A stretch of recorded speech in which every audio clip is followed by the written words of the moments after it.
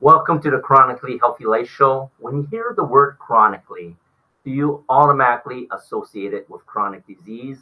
We all do. It's been programmed right into us. But what if we flip that whole idea on its head? Let's discover how we can create chronic health in our bodies, our minds, our finances, our relationships, and of course in our lives. Let's jump right on in. I'm Andy, and joining me in everything is my life partner, Mena. So, do you trust me? Most of the time. Most Is of the time. that the right answer? Well, I guess the topic today is to talk about trust. I figured out what I started asking you, do you actually trust me? Well, like I said, it depends on under what situations. I trust you're not going to be hurting me, but like I don't know if I would trust you if it's a life or death situation where you have to carry my weight or something like that. Well, that's an ability situation. But, I think you trust me enough not to push you off the stairs or something. For sure, for sure. So, how do you know who you can trust? Um, that's a good question. That's what we're going to talk about today, right? Yeah, I mean, you have bosses that you should trust, Mm-hmm. but do you trust them? What about your friends, your neighbors, your spouse? Mm-hmm. Mm-hmm. Mm-hmm. So there's a poll in 2021 that says 18% of the people have zero or 1% that they can actually truly trust completely. Wow, that is Does it sound like a lot of therapies? sounds like a lot of people need some therapy or at least a very good community that they can connect into, For right? sure, because our well-being is dependent on the support of other people, so it's a big deal. So I know you've been doing a lot of reading lately, and we're gonna talk about two experts that are specifically on trust, right? Yeah, so there's two experts. One of them is Dr. Peter Kim. Hmm. He's a professor of management at USC, and he's the author of How Trust Works. So Okay. clearly he studies trust. And there's also David DiStano, who is a professor of psychology at Northeastern University. And he wrote another book called The Truth About Trust. So I guess, I actually haven't read the book yet, but I read what they talked about, and I think it's quite interesting. It's something that we need to talk about. So the first thing they talk about is talking about competence and integrity, right? So how does that work? Yeah, so it's about when you see a person that is competent, you know that you can trust them. It kind of Hmm. like the doctors and the lawyers, you kind of know that they know what they're doing. So immediately you can trust them based on their profession, based on you knowing that they're supposed to know what they're doing. Hmm. Hmm. And people with integrity can be trusted because they're honest, Gotcha, right? gotcha. So when you see someone that's doing something well, even once, you assume that they're competent at it. I know that you see me do something once and you assume I know how to do it, even though I actually don't know how to do it. Right? And you're even willing to discount them, even though they can only do it once. They cannot repeat it ever again. And no, people is not perfect. That is true, and that's funny when you talk about competency because uh, in what we do, a lot of times, especially sharing with family, we'll be sharing something with like health advice with family, and they wouldn't listen to us, obviously, They would because they right? don't trust you. Because they don't trust me, right? And Not it's as a family, health professional. They trust you right? as their son. But like I have many clients that would just do everything I tell them, and I'm saying, look, not everything I say is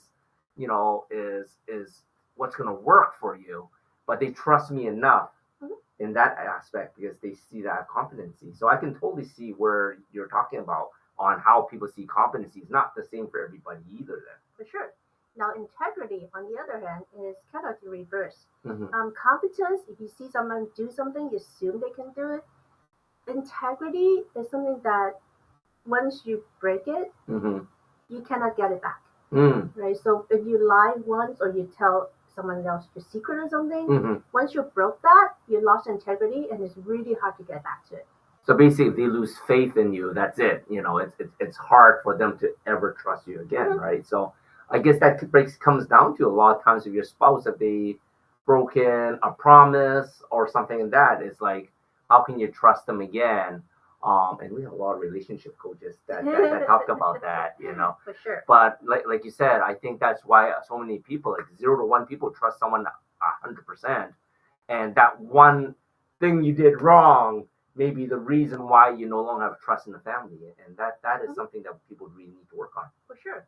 And there are crazy things that can actually influence us subnormally, I guess, when it comes to trust. Mm-hmm. For example, you see someone that's attractive, you may be more prone to trust that person. Or if you are same gender the person, or someone that, if you see someone that blushes like I do right now, because it's hot. You see someone that blushes, you assume that that person is lying or something. Or you see someone that changes the mood a lot, someone that just blows up immediately, they tend to lose their trust. That's so true. That's so true. It's the what you see is you're getting the trust from what you see as opposed to how you meet them, right? Mhm. So I guess your appearance makes a big difference on depending on how people trust you, especially I guess when it comes down to business and stuff too, For right? sure, when you in a business situation, you want to dress properly, you want to Mhm. talk properly. You don't want to look like someone who just sleeping off the street or Yeah, something. or too shady, right? With switchy eyes or anything like that, right? Right. So that brings us to another point, which Right. is reputation. Right? Mm-hmm. You experience it now that you have a reputation. You know that people trust you based on your reputation, right? Mm-hmm. So reputation is actually circumstantial, Mm-hmm. right? Just because you're trusted in this situation doesn't mean you're trusted in the other situations, Mm. right? Just because you're trusted as a coach Mm-hmm. doesn't mean you can be trusted on the blackjack table or something. Correct, Doesn't correct, mean you correct. won't cheat. I always lose money on the blackjack tables. So one of the ways you can get over it Mm-hmm. for, let's say, like a vendor situation, Mm-hmm. is you can incentivize it, right? Mm. So if you do like a deal with a person, you make a contract with a person, Mm-hmm. Mm-hmm. make it like a 3-phase deal. Okay. So at least you know the first 2 phases you can be that person can be trusted Mm-hmm. because they're looking for the third phase. Correct, correct, correct, correct. Okay, yeah, yeah, yeah. I can totally see how that happens. Right. And of course, reciprocity, right? Mm-hmm. If you trust that person, or whatever it is, in what situation, study shows that when you expect to trust some person, then you would get your trust back. And if you expecting others to be not trusted or to be selfish, that also becomes a self-fulfilling prophecy. I can totally see that. So it's also sort of pretty similar. Like we have so many great guests on here, and I tell you, we trust them completely in all the things they're sharing with us, and that's how we get all these other great guests because Mhm. of their network, right? Of Sure. who they trust. In turn, we're just trusting off the word, right? Right. So of course, to be trusted, you want to be someone that people can trust. Mm-hmm. First, you have to be discreet. Okay. Keep a discretion. Yeah. If someone telling you to keep a secret, keep the secret. Don't tell anybody. Correct, correct, correct. Unless it's your own secret you need to let out, like from our last guest, right? That's holding you back. Right. If for some reason, if there's something secret that you have to tell somebody, go tell Your own secret, not someone your- else's secret. Tell it to a psychiatrist, someone that has to keep the secret for you. Right. And the second thing, of course, is to match your words to your deed. Mm-hmm. If you promise something, deliver it. If you Mhm. promise that you call you back in 5 minutes, call them back in 5 minutes. Don't do that in 5 days or 5 weeks. That's something I need to work on. I'm usually pretty good, but I usually try to return in 24 hours rather than 2 hours. So Yeah. And of course, if you want to be trusted, set realistic expectations. Mhm. There are people that offer you the world, offer you, the moon, and you know that they cannot be trusted just because they offering you things that they cannot deliver. Mhm, And mhm. you see that a lot in salesmen, right? Oh, for sure, salesman, car salesman, medical sales, whole bunch of stuff nowadays, right? It's like they're promising the moon, they're promising this can help you with this, and yeah, they just can't deliver, right? So Yep. And of course, when you're in a situation that you don't know, just say you don't know. Don't make up things that, oh yeah, just don't make up things pretending that you actually know. When you don't know, say you don't know, and that's actually what gain the trust. that's so true. I love that, right? Because if it's something I don't know, I always say I'll get back to them on that, right? Great question, and that was a great question too, right? So it's like, I don't know. So So if you are the boss Mhm. and you hold a position of authority, right? Mhm. you want to make sure that you occasionally step outside of your role and make sure that your decisions are fair and transparent. Because when it comes to bosses, right, the relationship makes a difference. You tend to favor some. It's almost like True. a parent situation, right? Correct. You know, they claim they love you, all three of you, because of course there's the favorite. There's always a favorite. But doesn't mean that you cannot be trusted. True. So, you know, as a boss, just make sure that you always step out of the role and think about your relationship. I love that. I hope everyone got something out of this whole trust topic, because only 0 to 1 people trust 1% 100%. So we all need to work on that. So we're going to take a break. And when we come back, we're going to have a great guest. We're going to have Pati on here, and you're going to learn some really cool stuff. We'll be right back. All right, strap in, folks. We're about to take a joyride through the fountain of youth. It's Annie Nam from Chronically Healthy Life. Ever wonder why some folks seem to age like fine wine, while others are more like a moldy cheese that's been forgotten in the back of the fridge? It's like they got the energy of a Duracell bunny on Red Bull, while the rest of us are running on fumes. Now, you might think hitting the gym and munching on kale is the ticket to eternal youth, but sometimes it feels more like we're just speeding up the aging process. Picture this: you're on the treadmill, feeling like $1,000,000, and suddenly you look down and realize your knees sound like a bag of popcorn in the microwave. Not exactly the sound of youth, am I right? But fear not, my friends, because here's the kicker. It's not just about the number of candles on your birthday cake. It's all about those sneaky little stem cells playing hide and seek inside your body. At the age of 20, you got more of these bad boys than you can shake a stick at. But fast forward a few decades, and they're scarce as a parking spot in downtown Manhattan. But guess what? We got a secret weapon up our sleeves. Phototherapy patch technology without drugs. That's right, folks. With our stem cell activation patches, you can hit the rewind button on aging faster than you can say reverse aging. So if you're ready to reclaim your youth, look younger, feel stronger, and heal faster than a superhero with a side of espresso, then it's time to hop on board the rejuvenation train. Schedule your free consultation now at calendly.com/thefoolishcouple/stem cells. And let's make aging look like yesterday's news. It's not anti-aging, it's reverse aging, baby. Hi, everybody. This week's topic is about listening to our bodies because they communicate messages to us.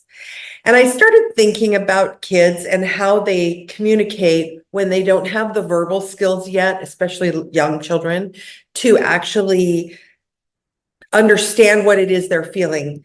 So, for example, my background is working with kids who had learning differences. And oftentimes what would happen is they would start complaining to their parents, I don't want to do this. My tummy hurts. I have a headache. I'm too tired. I want to sleep. And it was all avoiding doing something that was too hard for them. And whether or not they were getting the proper instruction is another issue. But that was the beginning of the communication that they were struggling and in pain. So I wanted to make it really clear with kids with learning that if they're telling you it's too hard, they don't feel good, they're unhappy, they cry, they run away, there is a problem there. They aren't lying to you and they are not lazy. They are telling you in the words that they are able to express that there's a problem. And the first step, I'm going to tell you, the first step you do is you contact the child's school. You request testing for specific learning disabilities. And that way that starts the process with the school. There's no cost to you. And they can identify something like dyslexia and then start getting the child the help that they need and making that a better experience for them. Because what we want, don't we all want our kids being happy? Don't we want them going, guess what I learned today? That's what we want to create. Not every children do not learn the same way. So if there's something going on, It needs to be addressed. And they will tell you probably in the form of, I don't feel good in some way. So let's dive deeper into that topic today with our guest. Ciao. Hello, everybody, and welcome back to the Chronically Healthy Life Show. Woo! I would love to introduce you to our guest today, Pati Hoyt. Pati Hoyt is an intuitive life coach, healer, mentor, guide who guides people out of their busy minds and into their bodies so they can live their life with less stress, less pain, and more joy. Patty's unique approach includes diving into the depths of physical pain, decoding its messages, and extracting the profound inner wisdom that holds. Patty's ultimate goal is for people to see, feel, and be the light within themselves so they can live in alignment with who they truly are. Welcome to the show, Pati. Aloha. Thank you. Thank you. I'm so happy to be here with you, Christy. Yes, Pati is coming to us live from beautiful Hawaii today. Yes. Aloha. I love the topic you have chosen for our show today, which is, can you allow your body to be one of your spirit guides? That is an amazing, we were talking before the show and we were saying that so much of the time we think our body's disconnected from everything else. So I'm going to say, yes, we can. And Patty's going to tell us how. Yes, Chrissy. Well, you said something that described me in the past. I was disconnected from my body. Because my body was in such a pain. I had chronic pain, physical pain for 25 years. So being chronically healthy, it's amazing. Because I know what is not to be healthy in that way. So because my body had so much physical pain, I actually rejected my body. I did not like my body. I thought it was defective, right? It was like, can I take it back and get a new one because it's not working, right? And you start rejecting because it start having so much issues and problems. And why do we want to even connect with my physical body? I wanted to distract myself from my body because it was in pain 24/7. Wow. Yes. That's rough. It was really rough. So for me to function in a world like going to school, going to work, going to, social events and like living normal life, my cope mechanism was to disconnect from my body. And reject even, right? Because go ahead. Oh, I was just going to say, when you say you would disconnect from your body, can you kind of explain what that means? Because I think that might. You hear all the time nowadays people saying, "Oh, there's a connection between your body, mind, and spirit," right? And we hear so much of those things that it feels like it's a cliche. But for me, it was truly my body was one thing, my mind was something different, and then my spirit, well, that back then did not exist because I was not having a good life. So okay, reject that one too, So for me, it was I found distraction, my mind to distract myself so I didn't focus on my pain. Mm-hmm.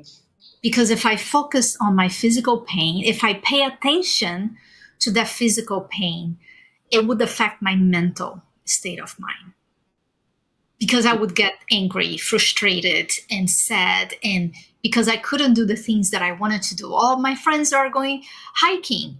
Well, I can't go hiking. My body's in pain. How can I go hiking? So then I will feel sad, right? So I was always trying to distract myself from focusing on the pain. How did you distract yourself? Like TV, alcohol, drugs? Luckily, it wasn't alcohol and drugs. Good. That was I was very lucky. But for a lot of people, that is the distraction, right? That is the distraction. So for me, it was like getting together with this friend and that friend and that friend. And like I wouldn't stop, right? I would work all day. And then at night, I would go to university. And if I get home like 10 plus o'clock, and if a friend would call me like, hey, we're going to go out to this place. I'm like, yep, I'm going out. So I made myself extremely busy so I wouldn't stop. I didn't have that time to stop and be with my body. So that was my distraction. And I thought was like, oh, I'm a positive person. I'm always trying to go and meet friends and go out. So I'm like this bubbly butterfly thing. Well, that was a coping mechanism to distract myself from the pain. Oh my gosh, yes. I think that applies to emotional pain as well. Like it's going to be so busy that I don't have time to sit and think about anything. Yes. Yeah. Yes. How many people can you recognize in your life that they make themselves so busy so they don't stop to think about something in their life that it's uncomfortable? Whatever it is that is uncomfortable in their life, right? For me, it was physical pain. For other people, it can be different things. Yes. But we can distract ourselves with many different things. And for me, I thought I was in some way healthy because I was going out with my girlfriends. I was doing things. I was like, yes, you want to do this? Yes, I'm there. I'm there. Except if it was going to do physical things like hiking type of thing that I couldn't go. But if it was like to go to a restaurant or go to a bar or get together in somebody's home, like anything, I'm there. you know? Yeah. And I had myself also in a mask. Like I remember going to working for a company that I was 100, like every single second I was trying to hold myself steady. Like, okay, don't cry. I use my will to hang on to like, okay, the pain is here, but I can do it. I can work. I can do this. And sometimes it was so rough that I had to go in the bathroom and cry to let out that pressure. And then I'll put myself back together and come back to my desk. Yeah, like nothing happened. There was this mask, right? Yes. That I put on that nobody knew. And it seems like that busyness, I mean, it doesn't sound like you got a lot of sleep. Oh, no, not at all. Would perpetuate that vicious cycle of pain. Yes. Because you're not giving your body the time to rest. Oh my God. I'm hearing one of my doctors saying that. Yes. Yes. It's like you need to sleep. And I was like, I can't sleep. I wake up all the time because my body is in pain. I go this side and start hurting. Then I go to that side and start hurting, And he's like, but you need to sleep so your body can heal, So then that affected my life. Yes. Yes. How did you make the shift? How did you make the shift to start being aware that your body was communicating with you? Mm-hmm.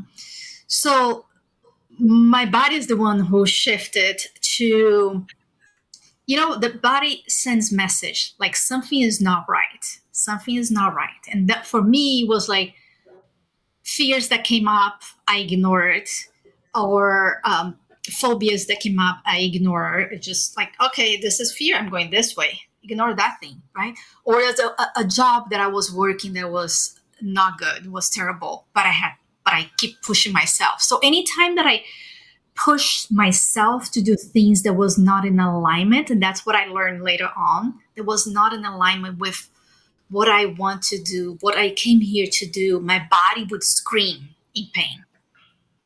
It's screaming pain. right? So I remember here already, because this came like since I was going to university, like 17, or even before that, 16 years old in Brazil. And then that carries when I went to California with different situations, and that carried when I came to Hawaii.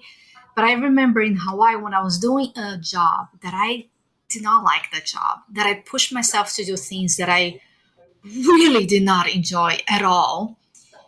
And my body started again giving me those signals and pain, pain, pain, pain, to the point that I'll tell you, the pain was so much one day that I was driving the freeway. And I just told you before we came on the crazy traffic that we have on Oahu. Mhm. The pain in my belly was so much that I started getting lightheaded.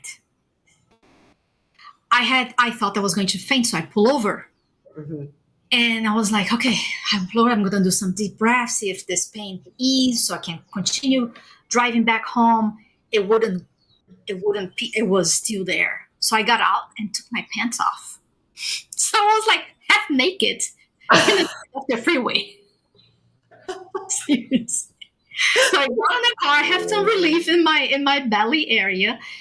And then I started getting better. Okay, I started seeing better. It was not like full of little stars anymore. I was like, okay, I think I can drive now. So I called my husband and say, honey, I'm going home. I'm wearing just my pennies. Cross the fingers that I do not get pulled over by a cop because, I don't want when I get home. Right? When I got home, my husband was so mad. He's like, okay, now you're not only risking your own life, you're risking other people's life. Mhm. But not stopping. You gotta stop. So my body made me stop. And when I stopped, because I couldn't get out of the house and be more than an hour and a half, 2 hours without pain, then it became like excruciating pain. So I couldn't get out of the house anymore. I was bedridden. And it made me stop. And then I had to be with my physical pain. Yes. So therein lies what you call the true gift of physical pain. Yes. And how did that lead you to live a life of freedom from pain? Well, first, by stopping, I realized that the work that I was doing was not in alignment with who I was. Mhm. So that was the gift of the pain. It showed me that that's not who I am. Mhm. Stop forcing myself to fit in this little box. Right? And then, as I stopped and connected with myself, as I was recovering, I discovered what my true path was. Well, I'm going to slow down just so the reconnecting with yourself. I think that's probably different for everybody. But what are Mhm. some tools that people can use to do Mhm. that process? Because I think that's, unless people are practiced at it, I think that can be scary at the beginning. Oh, yes. It's very scary. It's It very gets scary. Right? better. And I tell you, one of the things that for me was very difficult was to feel my feelings. And when we stop, that is another thing that comes up, is to be with our feelings, is to be in now feel the feelings like, oh, what is this coming up? Mhm. Right?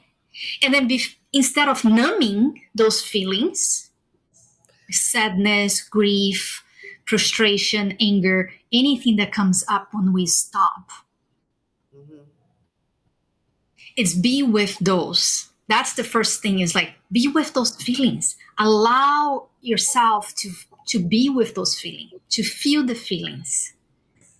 Because within that, also emotional pain, not only physical pain, there's gifts there.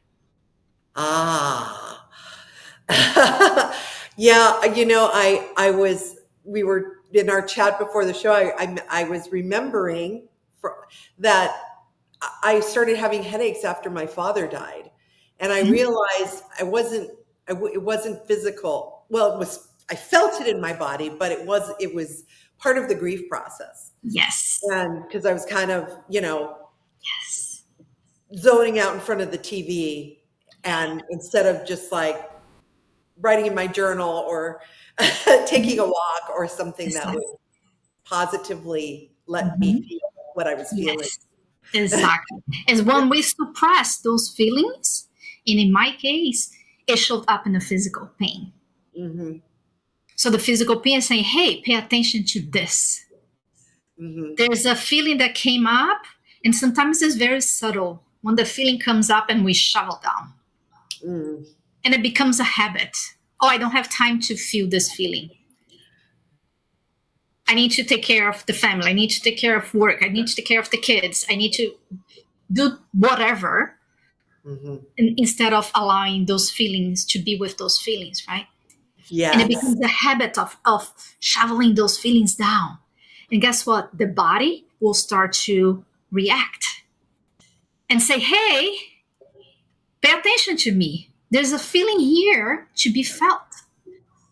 Pay attention, right? So the body is so wise. Did you find that when you finally started to stop, that's a terrible way to say that. Yes. And slow down and be present with yourself. Did you find that the healing process actually started to speed up? That Yes. It doesn't. Yes. My physical pain started to go down. Oh. Yes. In the way I connected, when I realized like, oh, my body is giving me messages. What is this message? And then emotions came. I'm like, whoa, what is this? Right? So you stay with the physical pain and connecting with that pain, really getting and asking like, what are you trying to tell me right now? And then the emotion comes and you pay attention and allow that emotion to be there. Like, oh, there's this that I haven't allowed myself to feel. And then you allow yourself to feel that. And then out of the sudden, your body and your emotions are getting like in alignment. Like, oh, okay, she's allowing that, right? So I call that my body was like, it was my worst friend, my enemy, and it became my best friend. Mm-hmm. It truly became, it is my best friend right now. Because as soon as I start feeling any discomfort, any sensations, I stop. I don't go straight into like, let me take this medication and take it so the pain goes away, or go to the doctor, because that's what I used to go. Like, I'm going to go to the doctor and see what is this? What's wrong with this, right? Before I do any of that, I stop and I stay with the pain. Like you're saying, I stay with the headache. The headache is here. Why? What are you trying to tell me? Why are you here? What is in here?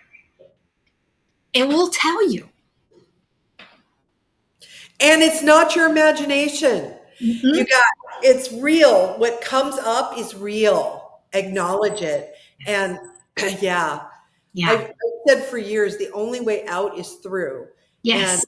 And you can't avoid it. Yes. So that's perfect, actually, segue. Interesting enough, when I say that the physical pain was the path to freedom, is because before I was trying to avoid it, right? I was trying to avoid it. But when I went through it, like you just described, I went through it.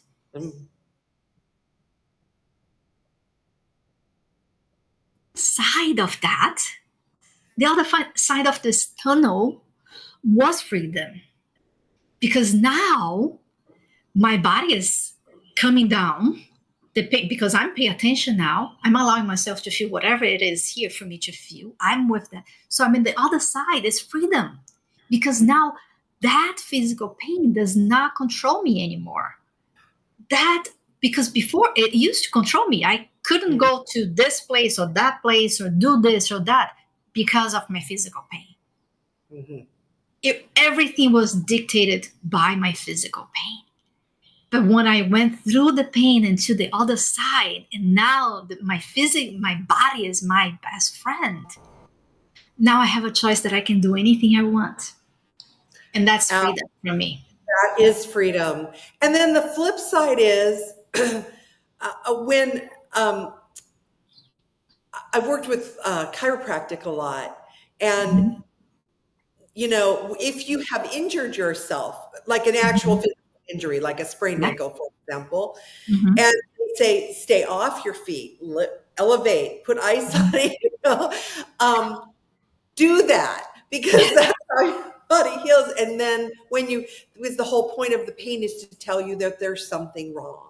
Yes. And it applies to physical and emotional and mental. Yes. And spiritual work, because we're all connected. Yes. Exactly, Christy. You are right there.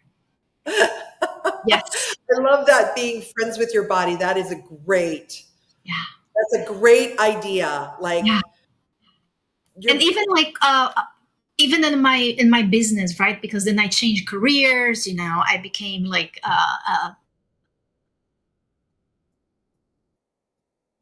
every time that I went into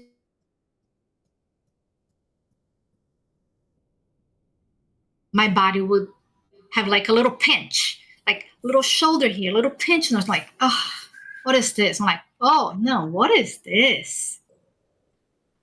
What is in here? Tell me. That's a shift. Yes, right? Right there.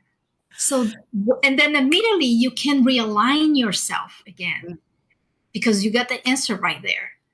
And then it doesn't have to be months and months with that pain because I ignore it. I address it by connecting it and saw, oh, I'm doing this in my business that it's not in alignment with me anymore. Okay, come over here. Get in alignment again. And the pain goes away. Yeah. So you're building, this builds a whole trust, because at first it would probably seem really weird. Like, wait, I've got this weird glitch in my shoulder and that's supposed to be something. I'm out of alignment in my work somehow. I mean, but then you start to build that trust, and then it's like, oh yeah, here's that glitch again. Okay. And then it's much quicker and easier to align. Yes. It's like it's almost like you decoding the messages that your body is giving you. Yes. Yes. Yeah. So when you understand the language of your body and how is it speaking to you, then it's two ways. Like you're going back and forth. It's amazing, you know? Absolutely. You know what? It does become fun. Yes. And then the levels start to deepen. And it might seem right at first that it's very like just body, but then you deepen fast, because we are not two-dimensional flat things. We are extremely dimensional. And so deepening, and then building that trust, and then when the messages come, and then you're building intuition as well, and you're just then when something is warning you that something's off, you're paying attention. And then you're not getting into so much trouble. Yes, exactly. Yes, exactly. Because one you just ignore, like my body was so inflamed, right? It was so inflamed for so long that it was hard to even calm down, right? It had to have this huge, crazy, my body completely shut down for me to be in bed to go through this whole transformation and healing, right? We don't need to get to that point, right? Because the body it's actually truly having physical pain. It's not in our mind. It's really physical pain, and you need to tend to that pain, right? You need to tend to that. You need to go to a chiropractor. You need to go to a massage therapist. You need to, do something, acupuncture. You need to tend to your physical vessel, right? Because it became so inflamed in my case, right? And then a lot of people's too. So, yeah. Inflammation is the root cause of pretty much every disease. So, yeah. But it's interesting, the concept that it's, yes, the food, yes, what you put in your body, but also what you're thinking in your mind and what you're feeling in your emotions is directly connected to it as well. Yes.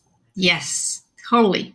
Totally. I thought I was the most positive person because I was so bubbly. It was a mask, right? I was everywhere with all my girlfriends. I thought, well, I'm the most positive.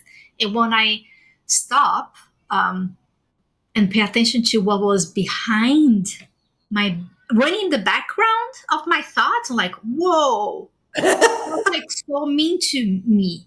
I was mean to my body. I was like, oh my God, your body is shit. You feel like crap. Like, why you cannot do? It was like very judgmental. And I was not aware of those thoughts at all. Right? I was hiding even from myself, from my awareness. So I had to come forward for me to see like, I'm talking very mean towards myself. I think everybody does that. I think that's one of the reasons unless you're really, really practiced and it just takes practice, getting used to facing up to that self-talk and saying, hey, I mean, if I was a teacher for a long time, and if I saw kids bullying each other, I stepped in and I'm like, no. But I'm also, didn't beat up on the kids who were bullying either because there was something going on there. Yes. But we are so brutal with ourselves. It's like, would you be that brutal on another human being? Or can you just let yourself off the hook? Mm-hmm. And my favorite one is, I should have known better. Oh my God. Yes. You didn't know better at the time. So let yourself off the hook because everybody does the best they can at the time. Yes, we do. We do. That is the reality. We do our best with what we have at that time, with what we know at the time. Because sometimes we don't know any better than what we know at that moment. It would be good when you start with yourself, making friends with your body, getting clear on your pain. Then it seems to me logical that would extend to then the people around you, like your children, your husband, your parents, your family members, your friends. You would be able to say, hey, Chris, you're having headaches. Your father just died a week ago. Maybe you got to process through something there, or whatever it is. Yeah. Do you find that people are receptive to that when you kind of point it out gently and help them go through the process? Not at first. Not at first, right? Especially if it's family members, right? The hardest ones. Yes. Right? Like, hey, when you see them in pain, like, oh, what's going on with you? What's going on with you? Right? Like, I'm having this pain, like, no. What is really going on with you? Mm-hmm. How's work? How's school? How, and a lot of times they say like, because my mom asked me when I was going to university, she saw a pattern that every end of the semester, my neck and my body would get paralyzed with pain. And after 3 years, she's like, what's happened during your finals? That this happens when you're doing your finals. Like, what are you talking about? And then later on, it was. Yes. I had to do something that I had a phobia during my finals. So if you find yourself going, that's what you need to look at. Yes. Yes. Like, let me think about that. I'm like, Yeah. Yes. This is a topic I think we could talk about for hours. Yes. But right now, how can people find you or reach out Oh, to you if they would like to talk to you? okay. So first, they can find me on my website. It's like you find all my links on my website, PatiHoyt.com. It's Patty with P and one T and one I, not a Y. And then I'm very active on my Instagram, which is Coach Pati Hoyt. So you can find me there all the time. I'm very active there.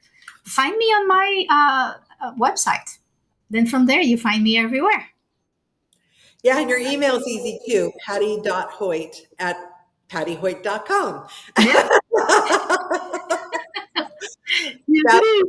yes, thank you so much, Patty. This has been very enlightening. I'm going to practice this as soon as we are done with the show tonight. Yes, correct. Anywhere in my life. Anything that we do this, go pay attention. Exactly. Take deep breath Yeah. and come to the present moment. We'll find the answers. Perfect. Thank you so much. Thank you, Christy. Yes. Thank you so much. Please stay tuned. Coming up next is our biohacking tip of the week. Yes. Welcome back to Chronically Healthy Life. So in the biohacking segment today, I want to show you to do something which is twist on the apple cider vinegar. Now this thing is called the 4 Thieves vinegar, and there's a backstory to it. And the story is like this. So back in the 1700s, 1720, 21-ish, there was something called the Great Plague of Marseille, which is an outbreak of bubonic proportions, a plague, and it's very virulent, and it was a really high death rate during the time around the city. And then there are these 4 thieves. They went and robbed the dead, so they were taking stuff from the dead. And even though they were constantly exposed to this virus, to this plague, they were never sick. They never got ill. They were perfectly fine, and no one knew why. Until 1825, there was this publication called the Pharmacology, and it's in that publication that Dr. John Aiton Paris wrote that when these guys were arrested, they swear by this vinegar that kept them alive and healthy, and they never caught the virus. So when they traced back the vinegar, it was actually all the way back to 1531 when by the English Archbishop Thomas Wolsey, and he carried a sponge soaked in this vinegar with various spices, and that preserved him from infection. So here we go. First thing what we have is organic apple cider vinegar. I have 16 ounces here. So what you want to do is actually warm that up, but not boil it. So I'm just going to put it on the stove top.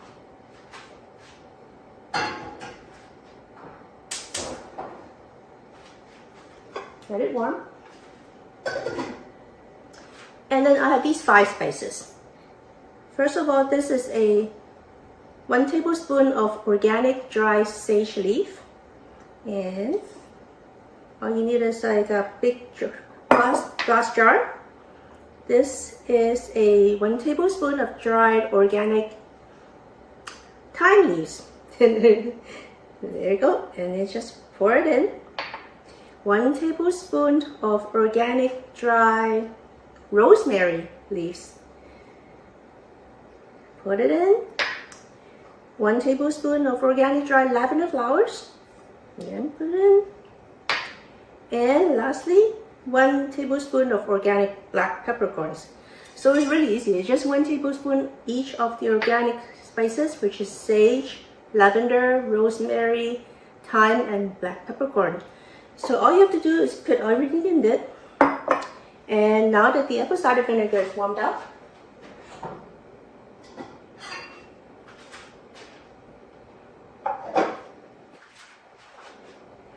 pour it in.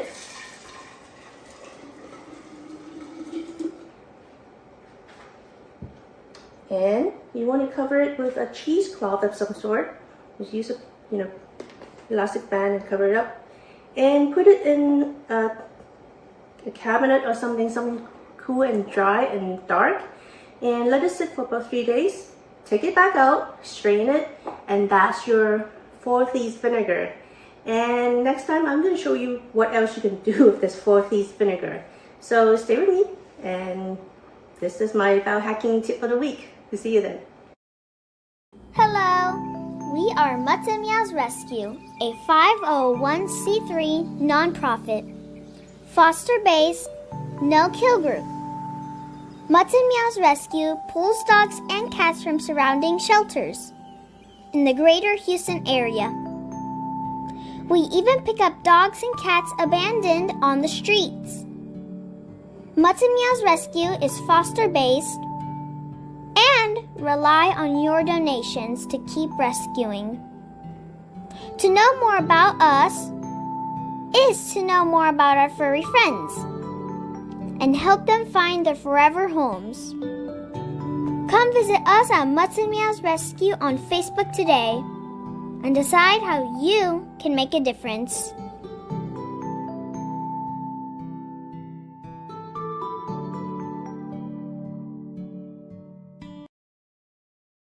We all hope to age gracefully so we can enjoy later years with energy, vitality, and good health.